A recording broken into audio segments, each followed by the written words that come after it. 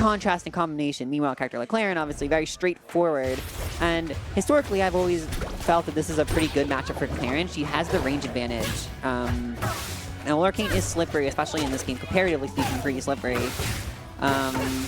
It can be hard to get in on these big old sword hitboxes. Yeah, Arcane's very reliant on down tilt as just a consistent, reliable poke, and having a decent grab game on top of that.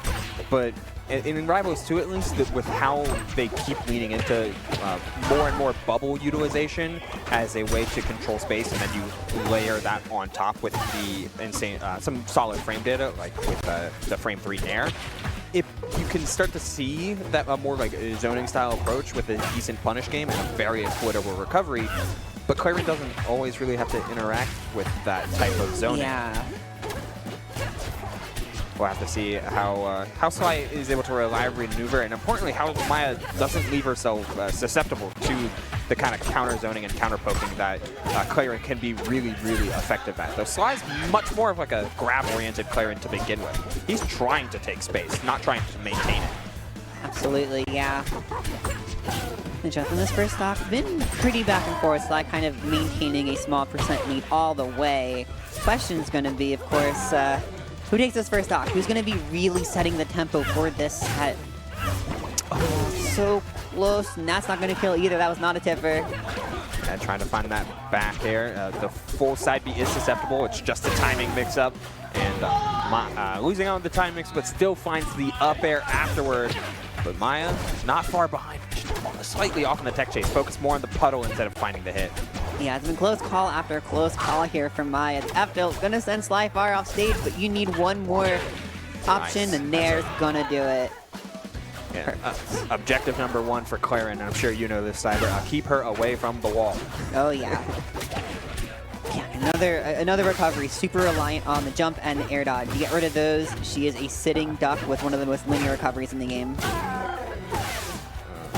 Oh, 2. And a 2 and a 3. I love the Nair. So satisfying every time. Oh, Maya grabbed a ledge first there. That's crazy. Oh, and we're okay. A little bit of hydroplaning in order to find that opener, using shield aggressively. You know, I've said it before, I'll say it again.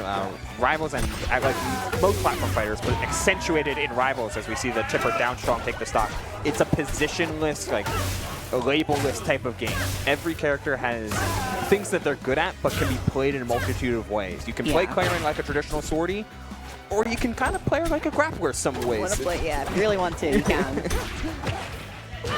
Ooh, really, that is highlighted by Arcane's multitude of different flexible options, all based on how powerful his movement is, and Maya exemplifies that and then some. She is slippering and sliding and finding all ways to get in, but Sly is holding firm when it comes to keeping it the proper positions. Double back air, but no sweet spot. Oh my goodness, okay, that so close to being it, but a beautiful wall jump away there. Sly's timing and spacing was excellent, but the missed tech was not. Maya finds that stock. We're going to a last stock situation. The sky is purple. Volcanoes erupting. I would have felt like Sly got away with one if not for that tech chase to close out the stock to bring us to a lax stock situation here today. But I mean, 112, run up jabs, and the down strong, no tipper, so it's not going to close out the stock. That Arcane a little bit harder. Oh, it's the parry, and Sly taking game number 1 pretty comfortably. Yeah, in firm control. I would definitely agree with that.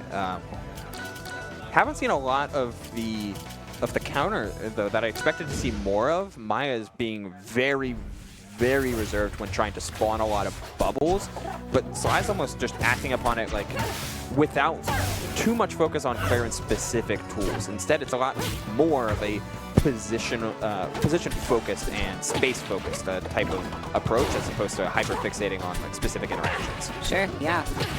Totally agree with that. Fire Capital pick is interesting here. I think I like it. It gives you more space. Claren can get really frustrating to play on the stage because if you aren't hitting your tippers, it's so hard to find kills here. Okay. Like, you can live so long against Claren here. However, of course, those tippers are going to make that a bit of a moot point, and I feel like Maya wasn't finding the cleanest kills, which is the double-edged sword aspect of this stage. is how much are you willing to leverage the weight advantage you have over Claren compared to the fact that you're just not killing as fast? And we'll have... Oh! What a hiccup off of that forward air, but just don't find the second hit. I think you... I agree with what you were saying a little earlier. Like, I think you're 100% right. Like, Maya's just been ever so slightly off and on some of these additional follow-ups, and thus been dropping stock, taking opportunities because of it. You know, back air 1 instead of finding back air 2, and up air but no nair after that. No nairs whenever she does decide to try and attack Sly close to the wall, which results in situations like that where you're just kind of forced to find a down strong. Yeah, she's gotten, that's like the second time I've seen her get a kill where it's like she had a good edge guard, didn't work out, and then not long after she finds the missed tech to find a kill. And that's not bad, but missed tech is one of those things you really can't rely on your opponent giving you. Obviously be attentive for it, but if Sly's on point, that's only going to happen so many times per stock. It's not ideal, necessarily. Slightly off the mark. Yeah, 1000% I agree. Like, you cannot rely.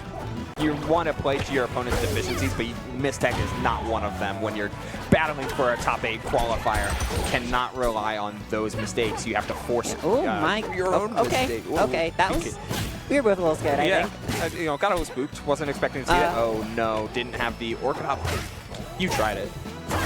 Interesting. Okay.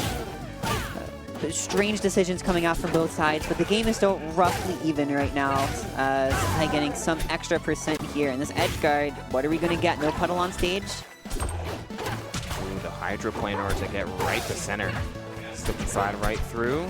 Those short platforms have been really handy for Maya. It's oftentimes just used as a way to cross up without actually threatening body or parry in any of those instances. So it'll be interesting to see if Sly starts to call those out with like run-up up tilts, as dangerous as those are.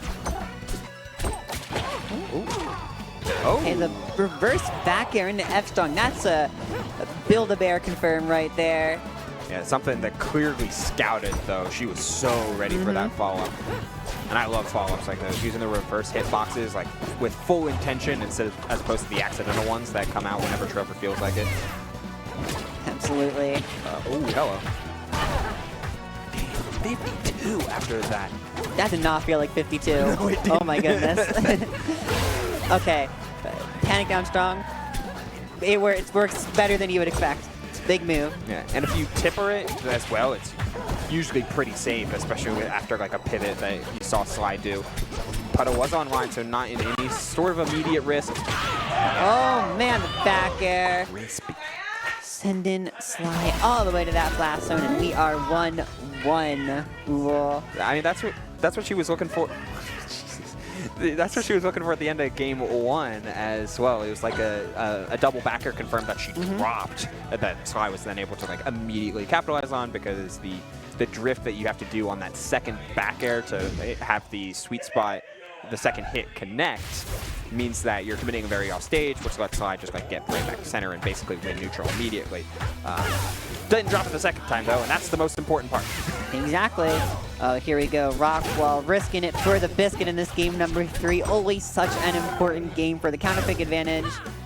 But I like doing the risky pick now. It gives you some more wiggle room. Yeah, especially on game 3, Claren really good on this stage. It offers... Oh my goodness, that's 0 to death.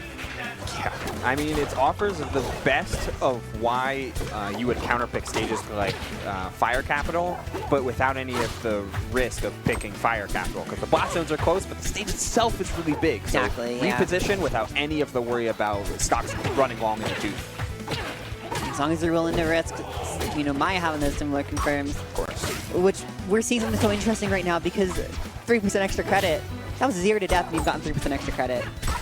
That's kind of unfortunate so far. It's turn-based RPG time. That it is, yeah, okay. Okay, but here we go. The up throw was the spell of choice from Sly. Always a no-brainer. Yeah, sometimes you need to have those hot menus selected as we get the up throw into neutral spell. Oh no, I'm there after just a little bit too high % back throw.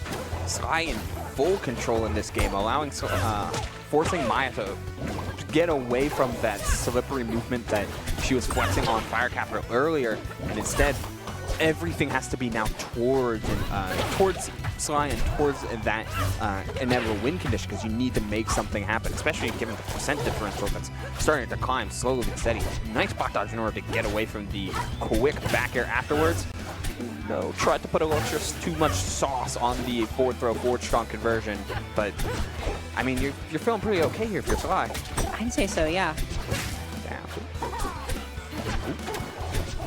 And like I said, I was worried when I was seeing the 3% extra credit. 106, that's pretty good. That's not bad, yeah. That's pretty good. Yeah. We take that to the bank. Yeah, oh boy, okay, just have to take the tower F strong. Okay, hardcore dash dancing, really deep away from Maya. A lot of respect towards the hydroplane movement and how safe it can be. So, I really appreciate Sly like changing up how he's been spacing into this game number 3.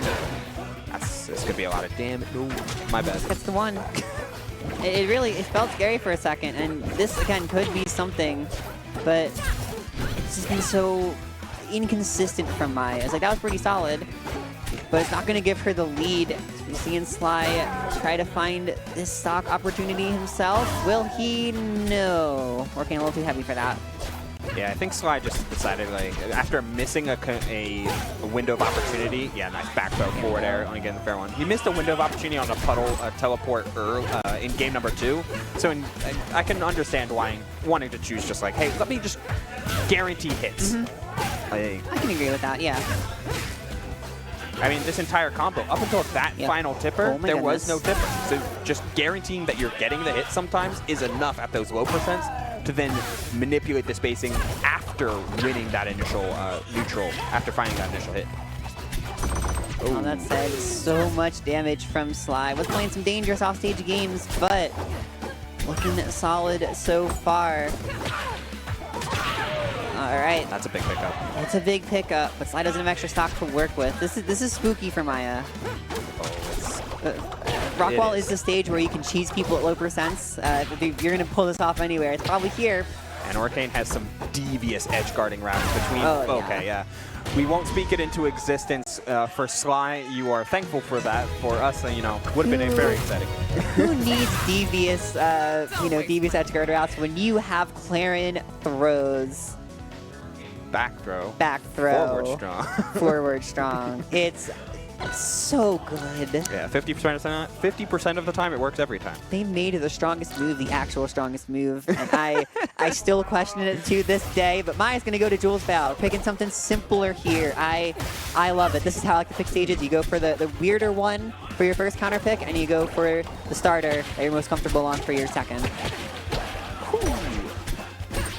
Air bounce stuff, and then finally getting a chance to do these down airs out of shield. We saw Maya in previous sets have a ton of success with that. It's just a whole lot harder to commit to that option against Clarin because of that simple, like, one step backwards that you have to end up doing against Clarin. Still, in game number 4, as our court mandated game number 4, it's time to pull out all of the stops. Exactly. Maya's got to get away with murder here, and almost does with that fair. Just a little too far away for it to still be the sweet spot. I had a hiccup there after I saw the reverse forward air come down. Always so scary when you see like reverse fair and with rising back air and all of the different deep edge guards. The low hit of the bottom hit of up air, for instance. Orcane off stage can be a dangerous thing. The hard part is getting the opponent off stage if you're Orcane sometimes. It can be just so hard. And Clarin and how Sly is playing so far back and so passive in neutral is not helping Maya's case to find a win condition. We're starting to see those haymakers. Another missed tech though. Yeah, that's been a bit of a sore spot for Sly. But down strong. Gonna just both get there down strong. Yeah, good moves there. Pretty good down strongs, I can agree. And here we go, the up throw combos coming out once again from both parties. Okay, tipper up tilt setting up for at least partially a part of a conversion. A couple of these up tilts. So I trying to break zone. Wonder how worth it that was going to be because he committed once and suddenly Maya able to force a scramble. And Orcane's got buttons to play in scrambles between jab, down tilt, nair, and more. I like the idea of trying to find a nair into teleport.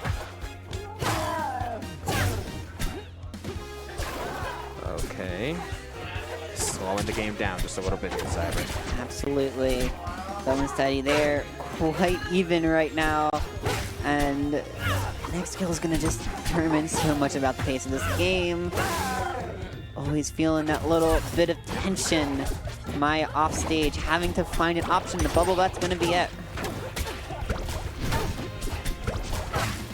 Just putting up puddle, making sure it's there. Run up tilt. So green. Oh, careful. I mean, at this point, we're slowly starting to see a little bit of that extra desperation. And Maya going a little too deep off stage, setting up perfectly for Slide to just apply coverage with that meaty nair and converting off the tipper as well. Up throw back air, nothing more than just 14%. Yet, Sly's entire game plan is consistently on top of just holding a lot of extra space to allow Maya to fall right into his waiting sword. Ooh, that hurt. Absolutely. Oh, and the droplet falling right back on Maya, it seems. A little bit of salt in the wound. Oh, no. Yeah, oh, my gosh. That's not it. However, puts Maya in a very rocky spot. And again, okay.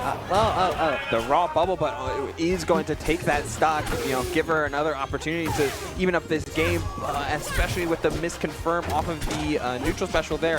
The opportunity certainly abounded to bring this back, but Maya cannot over-engineer some of these confirms. She needs to play consistent, but not going to allow it. The down strong on the plat. Yeah, after so many stock pickups from Sly missing techs, it's a missed tech from Maya. That's going to seal her fate at 9th place, with Sly moving on to the loser side, top 8. Oh my goodness, what a stat. The upward trajectory, oof, my words are way off. The upward trajectory continues to spike up and up and up for Sly. I mean, proper amazing placements at many of the events leading up to this weekend, but at Heat Wave, the top 8 glass ceiling was cracked in 2, guaranteed 7th place. Absolutely, Ubel.